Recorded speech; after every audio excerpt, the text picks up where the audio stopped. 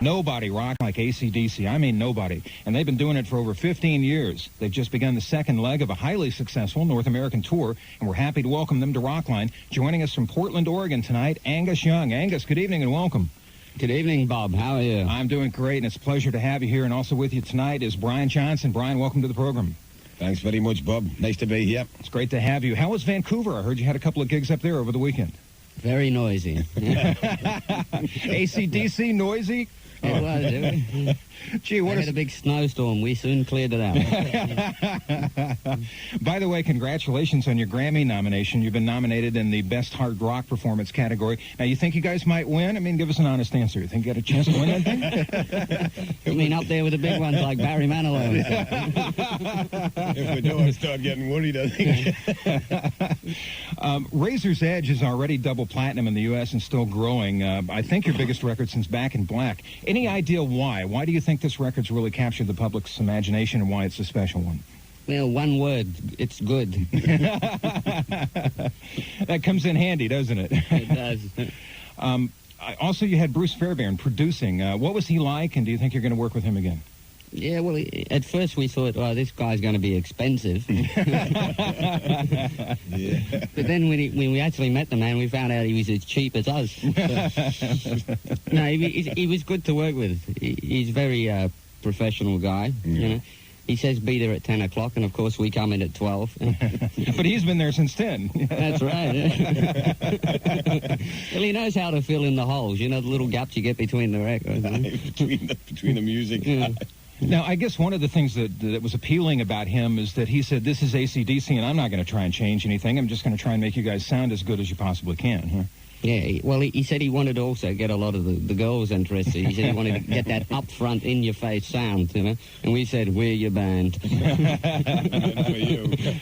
Now, you've got a great drummer in the band now who used to be with the firm, Chris Slade. How did you find him? How did he become part of AC/DC? Well, I think he actually thought we were doing a barbershop thing. He came in, you know, and I think he actually wanted a haircut.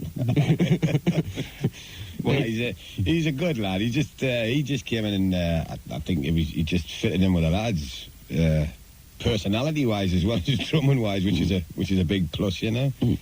Plus, he's bigger than all of us. He can beat one. And he's intimidating with that hairless head. Yeah. That's right. Now, Malcolm had seen him play with Gary Moore, I guess, huh? Yeah, he saw him play with Gary Moore, and Malcolm was impressed with him, you know. And he said, would you like to come down and try banging bongos with us? So that's how it came about. Now, talking about Malcolm, Angus, you co-wrote the record with him. What prompted you to write Money Talks? How'd that song come about? Well, a lot of it was with Money Talks. It was just at the time I was thinking, at the time there was a lot of people out there splashing money around like it was going out of fashion, you know? And so I think it was basically that, you know? And then you meet a few people that you might see on the road and various sources, you know? And it's always sometimes, I think more this side of the world it relates more, you know, America being, you know, the big money country, you know? It makes the country go around, there's no doubt about it. It does. I mean, you've got it even on the dollar bill. You know, you've got it there. Yeah. In money we trust, I think. Yeah. That's Money Talks, BS walks. Yes, BS walks. Thank you very much. Yeah, that's right. I nearly said the French word there. YSP, you're on the Rockline, John. Hi there. Hi. Hey, John. Hi. I got two questions for you. The first one has to do with Money Talks. I understand when that came out as a single, you ran into certain problems with the packaging, which has a, well, to put it bluntly, has a, you know, like a currency on it that has Angus Young's face in there instead of George Washington's. That currency is legal all over the world. I can vouch for it. It's legal backstage. So, what exactly was the problem, and how did you guys get around it? I don't know so much about here being a problem. I know in England, I think in England they drew up some £20 notes, and I know the artist who did it was so good. I think he was an ex-con, whatever, but it was so good that the British government were really worried about them getting into the hands of people and so like us. So that's where the real problem came from. It was England. But then again, England's always got problems with things like that. You know, if it's got to do with fun, you know, stop it as quickly as possible, you know. There you go, John. You know, Joe Walsh says that's not George Washington on the dollar bill. It says it's Barbara Bush. We're going to go to Albuquerque. Destry is on the line, listening to Rock 108. Hi there. Hi. Hi, Destry. How are you? This Fine, question thanks, is man. for Angus For me? and Brian. I was wanting to know how such a terrific group like AC/DC happened to be introduced through Angus and Brian, how they were ever introduced. How we were introduced? I think Brian was playing pool one day. That's true. That's downstairs with... we were in a rehearsal place, and my brother and the rest of the guys, we were all working out songs for the album Back in Black. And Brian was there downstairs playing pool. With the crew. Yeah. And then somebody said, I think after an hour, wasn't it? Yeah. After he beat a few people. They actually said, well, he said that he'd come to try out to sing with us. Well, he didn't get the job as singer.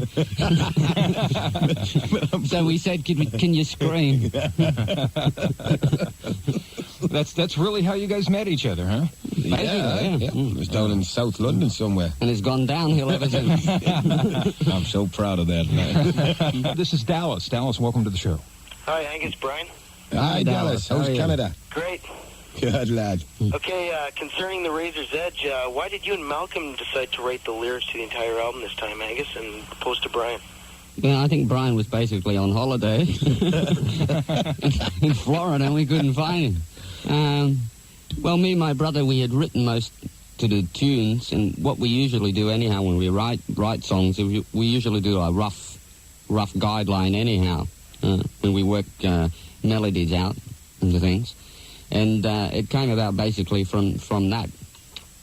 We had done a lot of the work already, and when Brian and everyone listened to it, everyone said, "Why fool with them? You know, they sound great." That's a case, we said, you know, when we went down and listened to them and we heard them. And Brian came in with a whole new suntan. You don't broke what doesn't need fixed, you know. It sounded great. There you go. There's your story, Dallas. Thanks for being on the show. Let's head to Texas and talk with Rudy. Rudy is in Lubbock, listening to 94.5 FMX. Hello. Hey. How you doing? Rudy. Angus Young. Yeah.